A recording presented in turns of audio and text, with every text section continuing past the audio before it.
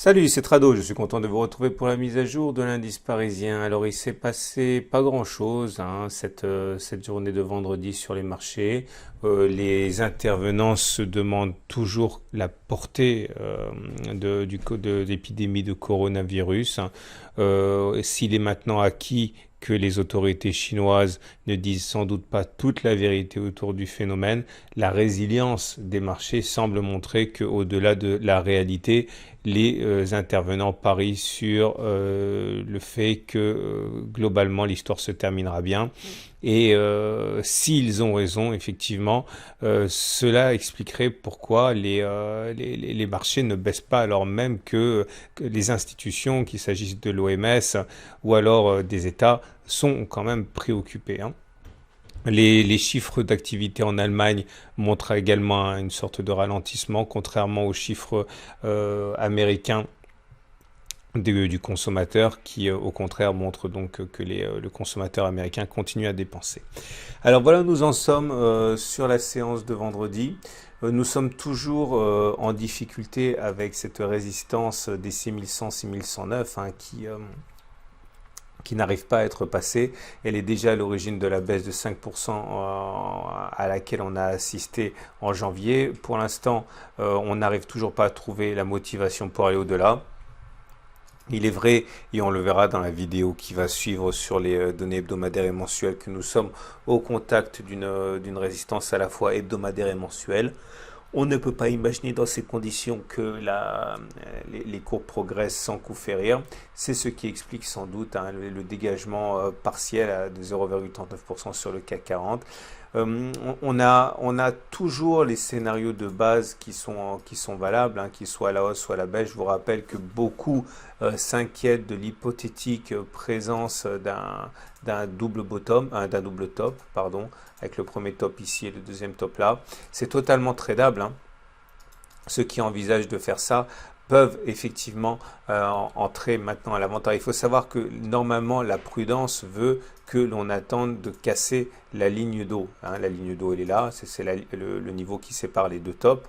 Ok, et idéalement ce qu'on fait quand on est chartiste, c'est qu'on attend une cassure, on attend éventuellement un rebond. Et à ce moment-là, effectivement, on attaque en shortant l'actif, en l'occurrence le CAC ici. Mais il n'est pas rare de voir des traders beaucoup plus agressifs rentrer sur les niveaux actuels qui correspondent simplement au double top, en espérant effectivement que les cours iront par la suite aussi bas qu'espéré. C'est un trade qui est évidemment plus risqué, mais dont le ratio gain-risque est exceptionnel, hein, puisque si le scénario se réalise, l'objectif étant d'aller chercher à minima la ligne d'eau ici, et ça fait un potentiel de gain de 4,35%. Même si on prend un stop très large à 2%, on est à un ratio de 1 pour 2 qui effectivement peut se révéler séduisant. Néanmoins, je suis toujours circonspect, hein, par rapport à ce qui se passe. Vous savez, on avait un gap ici, on en a parlé, c'était un petit gap ici, il a été rebouché sur la séance. Il n'y avait pas de cotation entre les plus hauts de la séance du 11 février et les plus bas de la séance du 12 février. Ça a été rebouché très vite dès la séance suivante. Et ceci, généralement, alerte sur la possibilité d'une latéralisation. J'ai expliqué cela déjà dans la vidéo d'hier.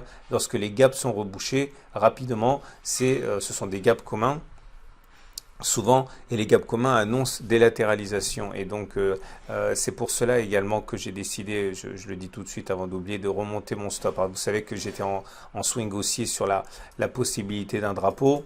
Ok, comme ça, j'espérais qu'on irait beaucoup plus haut. Le gap m'incite le gap rebouché m'incite à la prudence.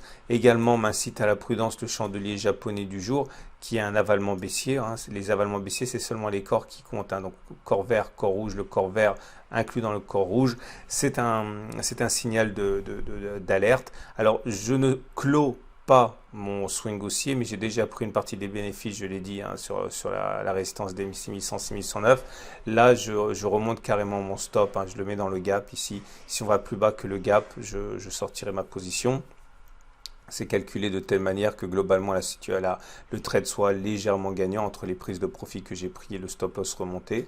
En tout cas, pour l'instant, j'avoue que je suis pas aussi optimiste que j'ai pu l'être lorsque j'ai pris le swing.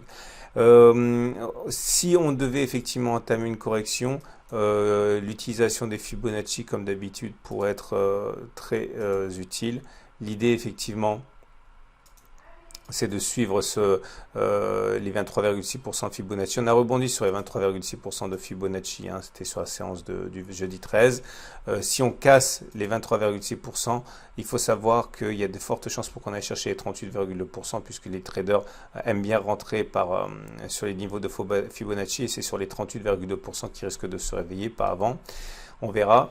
Et nous avons également en termes d'éléments techniques, alors ça aussi, hein, ça m'incite à la prudence. La moyenne mobile à 20 jours qui refuse de garder une tendance haussière claire, hein, voilà, une tendance clairement haussière, c'est la M20 qui monte comme ça. Là, vous voyez, la M20, elle est toujours plate.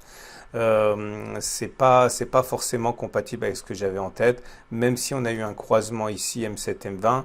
Pour l'instant, ça peine à produire ces effets. Je vous rappelle que la situation idéale, c'est quand nous avons des croisements aussi forts, c'est-à-dire que la M7 monte et qui croise la M20 qui montait également avant le croisement.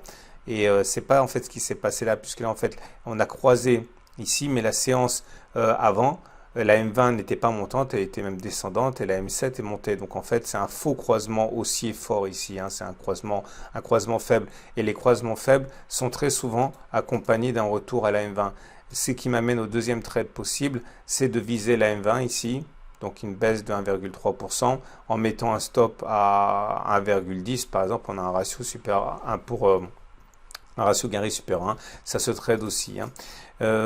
C'est également la raison pour laquelle j'ai mis mon stop juste en dessous ici dans le gap, parce que si on commence à passer en dessous de ces 23,6%, ça risque d'attirer les traders baissiers vers les M20, donc je veux pas rester dans le trade si ça se produit comme ça. Nous avons également le super trend, j'en ai déjà parlé, hein, mais il a été cassé, hein, il a été cassé mais à la hausse. Donc même si on a fait déjà des plus hauts par rapport à la bougie de cassure, hein, comme il se doit, comme c'est pas statistiquement, on a de la marge avant d'aller chercher éventuellement un super trend, hein.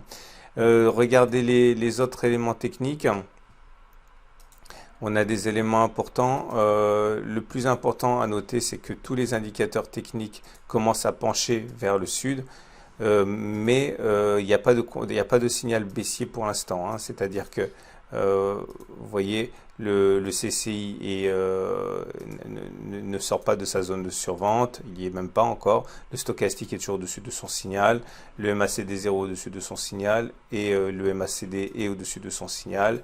Le momentum au-dessus de 0, le RSI au-dessus de 50, donc il n'y a pas de véritable alerte, hein. C'est pour ça que il est prématuré d'être pessimiste, mais on a quand même des divergences baissières. Par exemple, le RSI qui ne fait pas de plus haut alors que les cours ont fait des plus hauts, c'est aussi le cas du MACD. Donc voilà, pour l'instant il n'y a pas péril en la demeure, mais on va dire qu'il faut surveiller de près ce qui va se produire maintenant.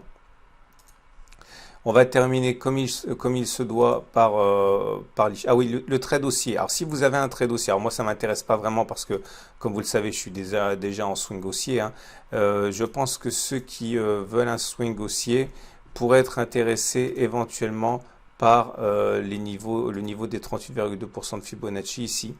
Ok, tout simplement parce que les traders aiment bien rentrer sur les 38,2% de Fibonacci. En plus, ça correspond à un support. Donc, si on devait baisser ici comme ça et revenir, ou alors on peut carrément être gourmand, aller demander un retour sur les 50%, ça serait encore mieux puisque les 50% de Fibonacci sont encore plus recherchés par les traders Ichimoku. Les traders de Fibonacci, ça correspond à un support ici également. Vous voyez, c'est un support, ça a été cassé. Donc ça a changé de polarité. Cette zone-là pourrait intéresser les acheteurs. Donc moi je pourrais, enfin si j'étais pas déjà haussier, je pourrais effectivement attendre que l'on se rende sur cette zone des 50% de Fibonacci. Je mettrai un stop par exemple là à moins 0,7 et je viserai un retour sur les plus hauts à 2,2%. C'est un très bon ratio gain-risque, ou même éventuellement pour les plus pressés, j'achèterai sur le support des 5990-6008 avec un stop à moins 1%, un objectif à 1,7% sur un retour sur les plus hauts, c'est tout à fait envisageable aussi. Voilà ce que j'aurais en tête éventuellement si j'étais pas déjà haussier. Enfin, cela dit, peut-être que je pourrais le faire si je suis éjecté de mon swing haussier actuel. C'est quelque chose que je pourrais faire par la suite, hein, on verra. Voilà, l'Ishimoku. Et l'Ishimoku qui est en amélioration, mais qui est toujours globalement, on va dire modérément haussier, hein, avec le fait que les cours soient bien au-dessus de la Tenkan, de la Kijun, de la SSA et de la SSB. Par contre, la SSB est toujours plate, elle n'est pas montante. La Kijun est toujours plate, elle n'est pas montante. Mais la bonne nouvelle, c'est que la Tenkan vient de passer au-dessus de la Kijun. Et les tendances haussières, hein, se caractérisent par le fait que tout monte et que la Tenkan est au-dessus de la Kijun. Vous voyez, comme ça, là, cette belle progression. Toutes les courbes étaient montantes et la Tenkan était bien au-dessus de la Kijun. Voilà. Je vous souhaite une excellente journée. Ne loupez pas les vidéos d'analyse technique de l'or, mais également les vidéos de moyen terme sur les indices, les vidéos de très court terme de préparation de la semaine de trading. Tout ça, ça peut vous intéresser. Voilà. Et n'oubliez pas, bien sûr, je ne dis pas suffisamment de vous abonner à ma chaîne YouTube. Comme ça, vous ne louperez pas les mises à jour des vidéos du CAC 40. Voilà. À demain ou à tout à l'heure pour d'autres analyses techniques.